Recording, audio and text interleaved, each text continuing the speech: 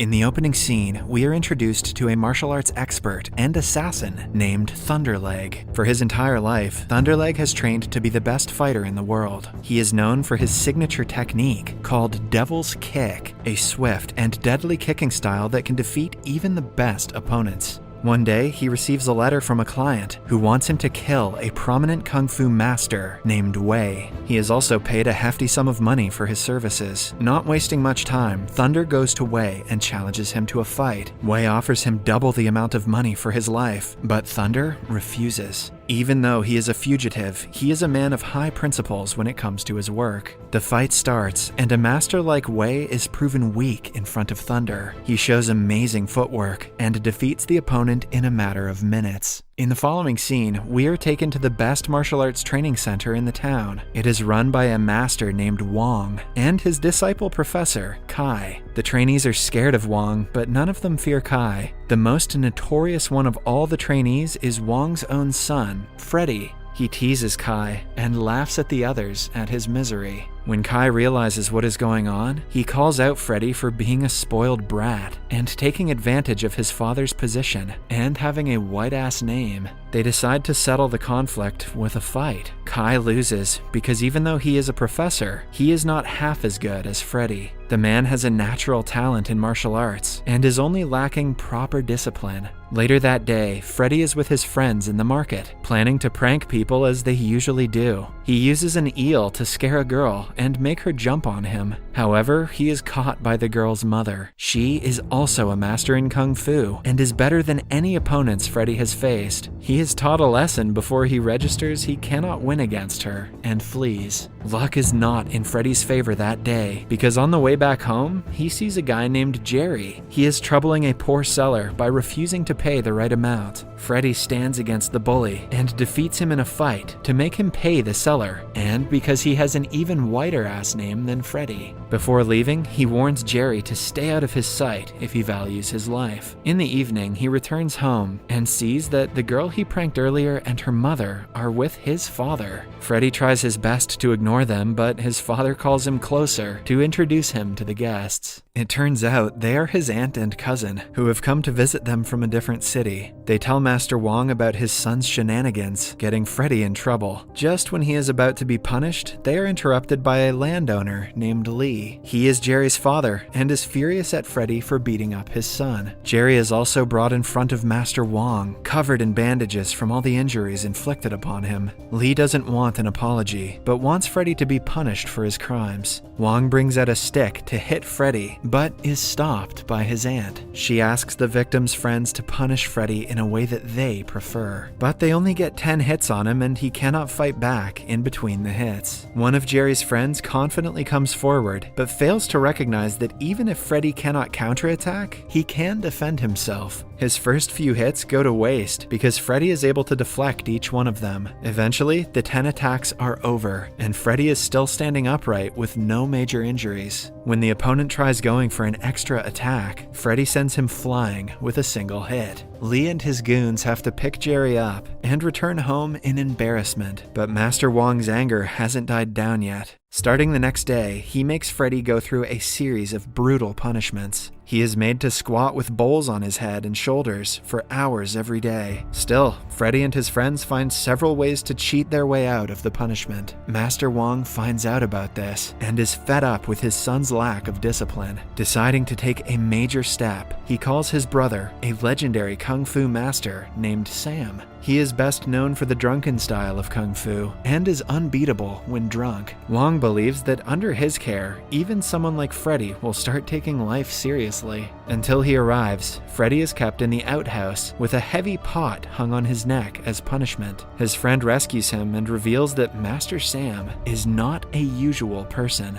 He tortures his students so much that they are unrecognizable by the end of the training. Once he arrives, Freddy might as well wish farewell to his freedom and peace. Upon hearing all of the gruesome things that Sam has done, Freddy no longer wants to meet him. He runs away and ends up at a restaurant by the end of the day. Since he is penniless, he tricks a man into treating him to a meal, but the man turns out to be the restaurant's owner. His goons start a fight with Freddy for trying to cheat them. In the same restaurant, Master Sam is enjoying enjoying a meal. He recognizes Freddy and helps him fight the goons. Freddy is thankful to the stranger for his help. As they talk, he starts insulting Master Sam, failing to recognize that he is the same man. After berating him all he wants, Freddy stops and asks the stranger his name. Upon finding out that he has the whitest name of them all and is the master, Freddy's face changes color. He tries to make a run for it. When that doesn't work, he foolishly attempts to fight Sam and is taught a quick lesson. Starting the next day, his training begins, and his first task is to repeatedly transfer water from one massive pot to another. He looks for the right moment and pretends to have fallen into one of the pots. When Sam comes to his aid, he is tricked and trapped inside. Freddy then runs away and comes to rest at an abandoned building. The place turns out to be the hideout of the dangerous assassin,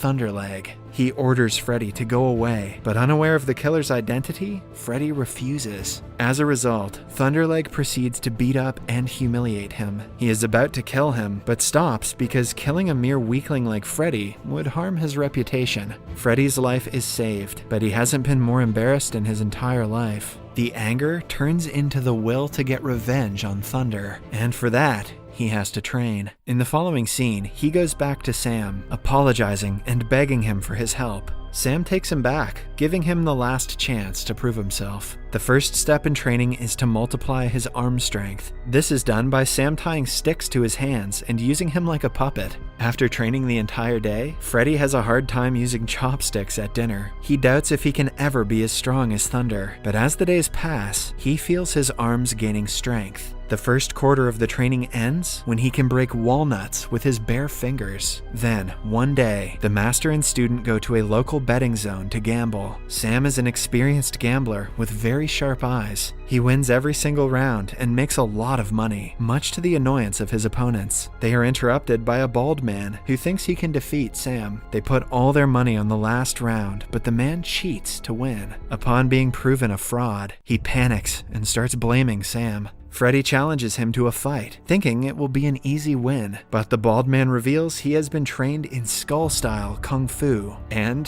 has a powerful head. He overpowers Freddy in the first half of the fight, but Freddy gets his hands on a hammer and defeats the guy in the end. A while later, Master Sam runs out of his favorite alcohol and asks Freddy to get him some from a restaurant. However, he instead eats a large meal with the money and dilutes the alcohol with water, assuming that Sam won't know the difference. Somewhere else, the bald-headed guy brings the Bamboo Master to beat up Sam for what he did earlier. The Bamboo Master has his stick, but Sam lacks his biggest source of power, which is alcohol. Freddy arrives at the right time, but Sam instantly recognizes that the alcohol is diluted. As a result, both of them cannot fight the Bamboo Master, so they decide to flee. At night, Freddy blames Sam for not teaching him properly because he couldn't defeat the Bamboo Master. Sam reveals that until now, he had only been learning the basics of the drunken kung fu technique. Now that he has mastered the basics, he will have to learn the more important parts. The duo then drinks until they are drunk out of their minds. When an average person can hardly walk with this much alcohol in their system, Sam can perform the techniques of all 7 masters of kung fu. Freddy learns about the masters and their strengths and weaknesses. After training for hours and hours, he finally begins to get a hang of the complicated techniques of kung fu. He is also much more disciplined than he was before, and takes the training more seriously. One day, the landowner Lee comes to Master Wong, asking him to sell his land. Wong knows that Lee wants to misuse the land by converting it into a coal mine.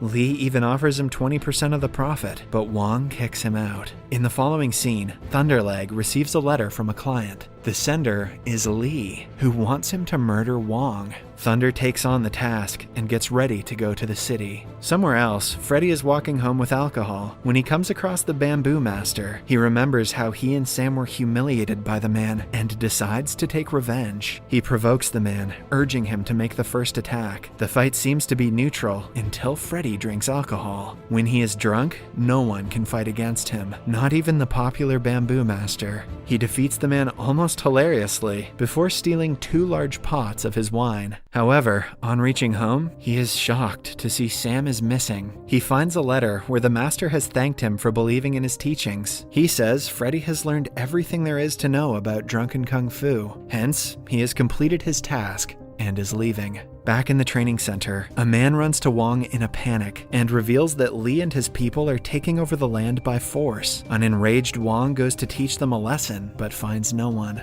It is revealed that the notice was a trick played by Thunderleg to get Wong alone. Thunder is especially excited about the battle because he is always looking for a stronger opponent. He thinks Wong is a perfect match for him, and his death will elevate Thunder's reputation. The fight begins, and the two match in strength and technique for some time, but when Thunder decides to use the Devil's Kick, even the mighty Wong is defeated. He is thrown to the ground and is seconds away from being killed when one of his disciples brings Freddy. His blood boils on seeing his father injured. He gets ready to fight the opponent in Wong's place. Thunderleg remembers him from the time he was humiliated. To the assassin, it is a joke, because he thinks Freddy is the same person who ran away with his tail between his legs the first time. Just then, Sam arrives at the battlefield, much to Freddy's delight. Thunderleg freezes in shock, knowing what the drunken master is capable of. It turns out he is the only person the deadly assassin is scared of, but Sam assures him that he will not interfere in the fight. He wants it to be between his student and Thunder. The fight starts, and Freddy dodges all of Thunder's attacks. The opponent gets frustrated and makes a mistake, giving Freddy an upper hand. In the end, he uses his arm strength to snap Thunder's neck and defeats him.